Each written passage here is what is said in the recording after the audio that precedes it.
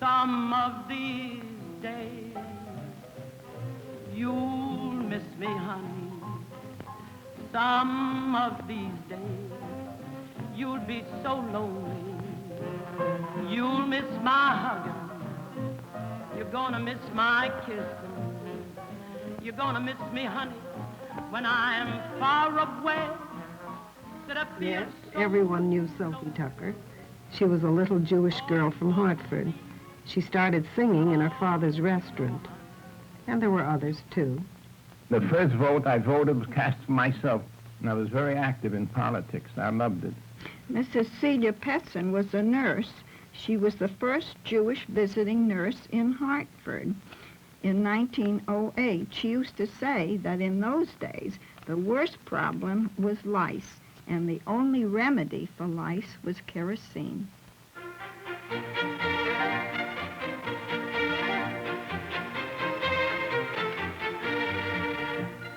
History is the story of people. Hartford, Connecticut is a mosaic of cultural and ethnic groups. Each has made its own impact. The Jewish population of Hartford has made a wide-ranging contribution to the life of the city, and much of that contribution is being documented, collected, and preserved by the diligent efforts of the Hartford Jewish Historical Society. They have assembled these pictures and memorabilia of the Jewish community in Hartford from its earliest days in the mid-1600s to the present. With their help, About People will try to recapture some of the sights and sounds of Hartford between the years of 1900 to 1925. We hope to show how the Jewish community affected the city in those early years and helped it grow. At best, we will try to recreate a mood, a feeling, to gain some fleeting insights. You will hear our guides, Mrs. Emma Cohn, Mrs. Sadie Clow, Mrs. Sylvia Sheketoff, and Mr. Joseph Hurwitz.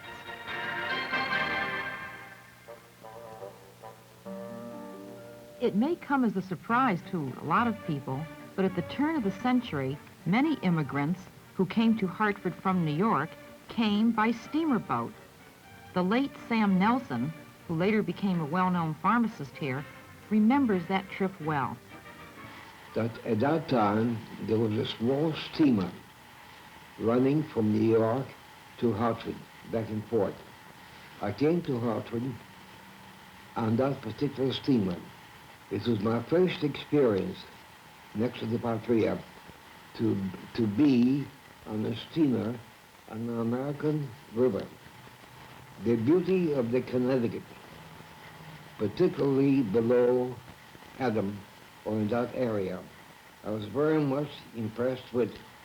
I read Indian stories of rivers in rural America. And here I was on one of them. That's the way I came to Hartford.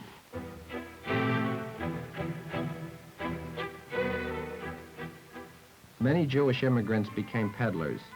There were a number of reasons why they became peddlers. For one thing, it took no training.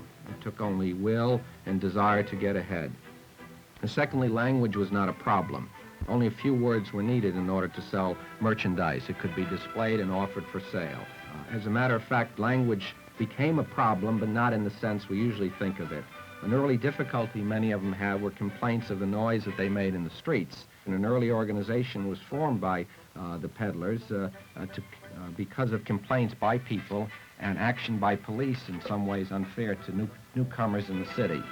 A problem existing even down to today with newcomers. Many different kinds of things were sold by such peddlers. Ice, vegetables. We have a picture of Sam Goodman and his wagon, horse and wagon. Other reasons were no investment was really required. Merchandise could be picked up in the morning, sold during the day, paid for in the evening. Abraham Borden, who later became a justice of the Connecticut Supreme Court, paints a portrait of these early settlers. The Jewish community that was there at that time was the most marvelous community that you could ever want. The bringing up of children through hard work, as every one of those immigrants had. They were either peddlers or they worked in factories or they had little shops, little stores, rag shops, junkyards, and they worked very hard, but came on Friday night and they looked like kings after the bath, and they went to shul, and there wasn't anything to equal it.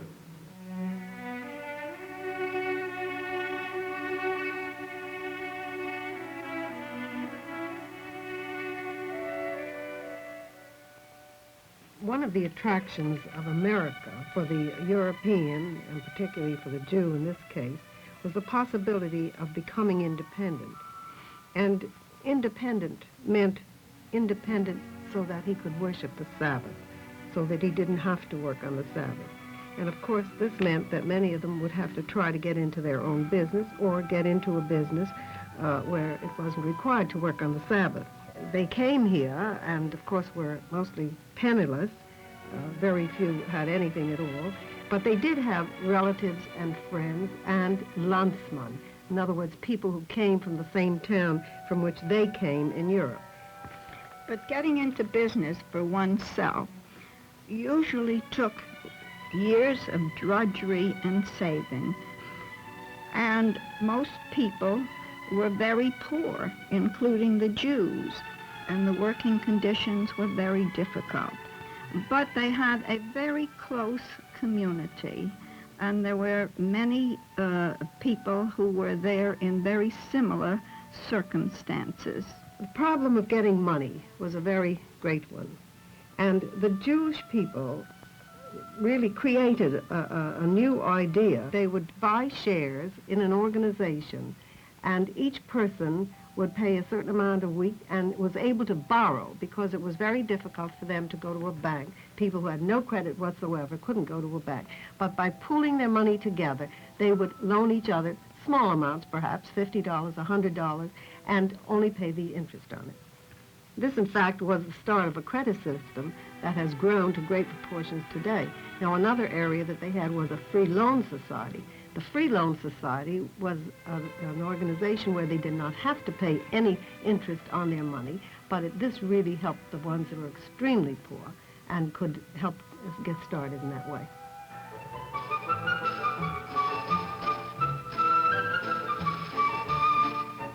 Some immigrants brought trades and skills with them. They were as varied as harness making, as seen here. There were also boot makers. There were expert cabinet makers, many other trades.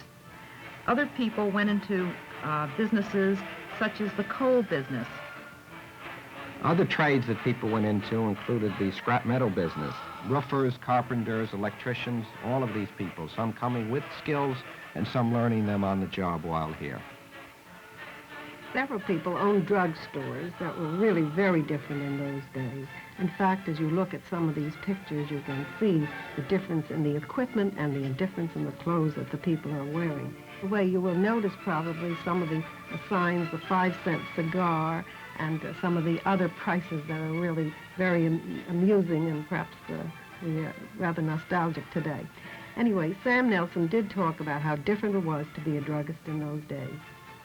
We had to do and make a great many common and uncommon daily remedies which the public at large used to buy and used to use. That we had to prepare ourselves in the back of the counter, which today we do not have to, because all a drugstore has to do is buy from a manufacturer or jobber and dispense them on a doctor's prescription.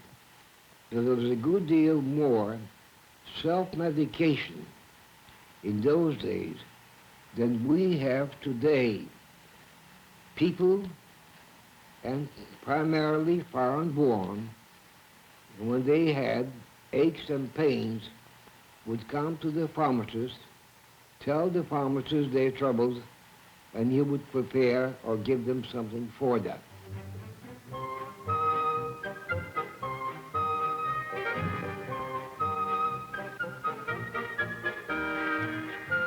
Clearly, the the pinnacle of success in merchandising was the Fox family.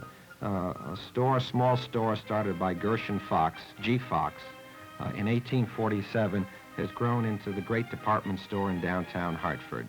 The original store started by Gershon Fox is on the same location. And until very recently, the ownership of the store remained in the Fox family when his son, Moses Fox, and then later his granddaughter, Beatrice Fox Auerbach, took over the management and control of the store, expanding it to the what was the largest independently owned department store in the country until it would sail in 1965.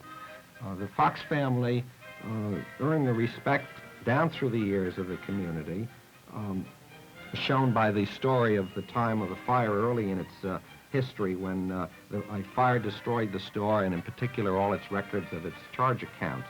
Nevertheless, people, with their respect for the store and for the family, did pay their bills for this reason. Over the years, the Foxes and the Fox family have shown their thanks to the city of Hartford and their contribution to the city of Hartford by their growing in downtown Hartford. And when many stores decided to move to the suburbs, G. Fox and Company decided that its future was in downtown Hartford and that Hartford had a future. And through the years, it has made its commitment to Hartford and has been one of the stabilizing factors in downtown Hartford.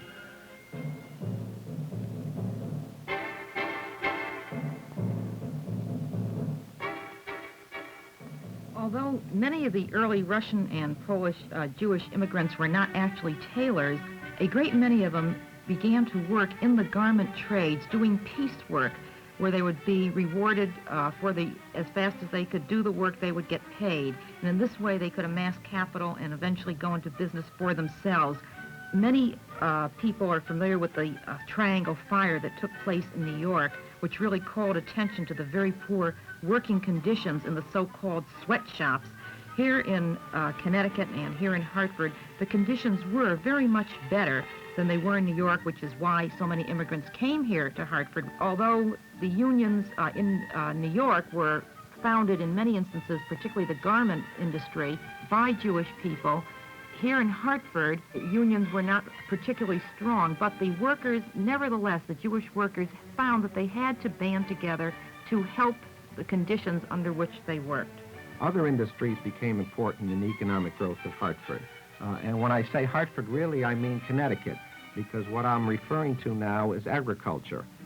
Jews are not normally thought of as active in agriculture, and yet this was not true in Connecticut, where a relatively large number of Jews settled on the land and became farmers. One of the crops that early was of importance to the Jewish farmers in such areas as Colchester, Lebanon, Rockville, was the growing of tobacco. Mrs. Fanchon Title tells us how the shade-grown tobacco and Hartford got together, and in particular how she and her family and shade-grown tobacco got together.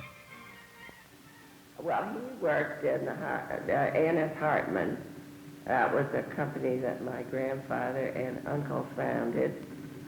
They had lived in Manchester, and they had a general store.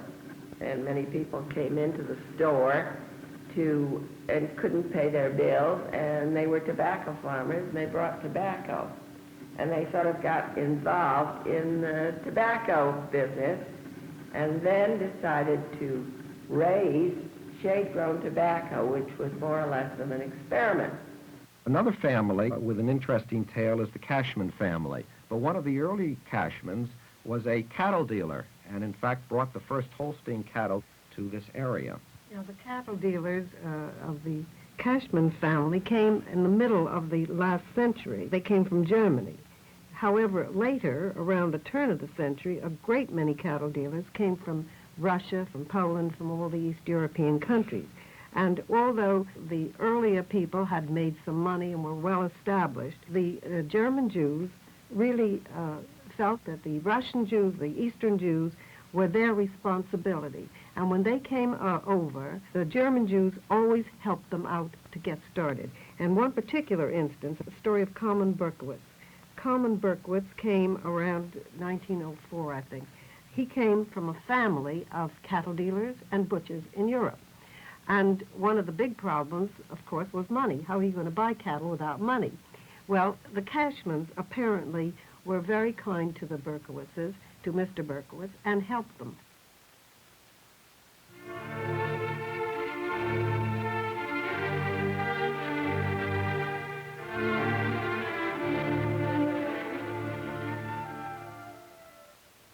We turn to politics now. After the Jewish people began to feel a little bit more economically secure, they turned their attention to politics, and they were very happy to be able to vote and to be able to hold office, and they became politically active and served in all phases of government. As early as 1860, we find that there were several Jews who served on the city council. But now we come to the year 1908, when Herman Koppelman first served on the city council. And in 1911, he became president of the city council. I think the Jewish Historical Society has the gavel which he used at that time. Herman Koppelman went on to the Connecticut House of Representatives, to which he was elected in 1912. In 1919, he was elected to the state senate. And there he sponsored the state widows' pensions, children's relief measures, workmen's compensation, and many other humanitarian measures. In 1933, Herman Koppelman was elected to his first term in Congress. He was the first Jewish congressman from Connecticut. He was a foremost exponent of civil rights, I think perhaps long before it became the fashion. One of the concerns of Herman Koppelman was a problem which is one of cities along rivers, as Hartford is, where in the spring rivers tended to overflow. And we have some pictures of Front Street showing in a flood, something which the younger viewers of this program will not know, but those at least who were around before 1938 will recognize. For those of you who were not at that time, let me tell you that the picture you're looking at is Constitution Plaza, which has replaced what was on Front Street. Herman Koppelman's concern, and this was early shown when he introduced legislation to do something about the flooding. This finally did culminate in the late 1930s in the dike system and flood protection system, which Hartford now enjoys, and which makes possible Constitution Plaza to be walked in all during the spring without fear of water. Abraham Borden was very active in politics. One of the partners who joined him in his law practice was Senator Abraham Ribicoff. Justice Borden told us about his many experiences in politics. There weren't many Jews in politics, and most of the Jewish people were Republican. They were led to believe that through Republican administrations, you could get better jobs, you could eat better, and you could business would be better. As time went on, that of course changed.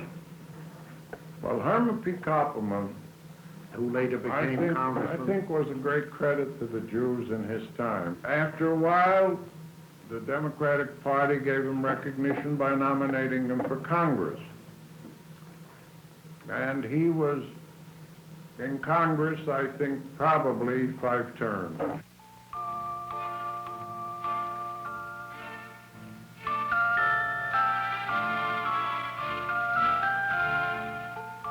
So education was another area in which Jews participated for the greater good. Outstanding in this area was Annie Fisher.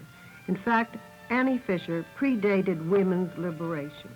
She worked for equal pay, she worked for pensions for women teachers, she worked for a place for the women. Now, she was born in Kiev and came here as a child, and she went to Wesleyan at a time when they had tried an experiment in coeducation.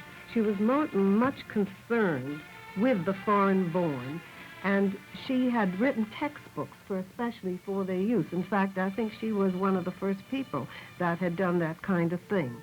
She worked in every other field that was possible to work in. She organized the YWHA and was its first president. She organized the Emmanuel Sisterhood and was its first president.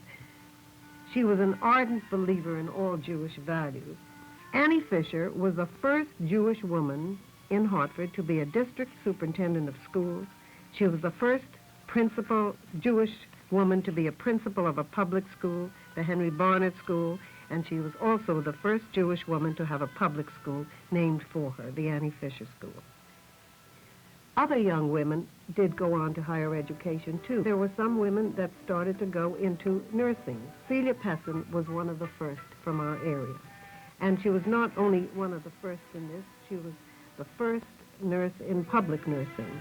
And she also worked, instead of working in private duty, she decided to work in the areas where she could help people.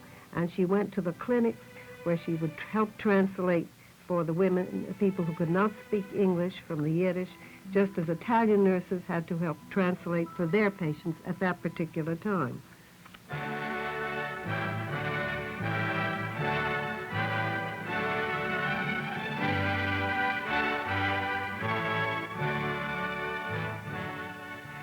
Many Jews in Hartford were interested in the Jewish dreams for Palestine as a homeland again.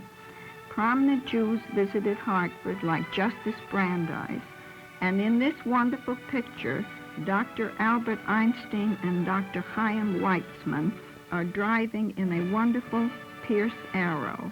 The dream of a Jewish homeland was dear to the Jewish people for many, many years.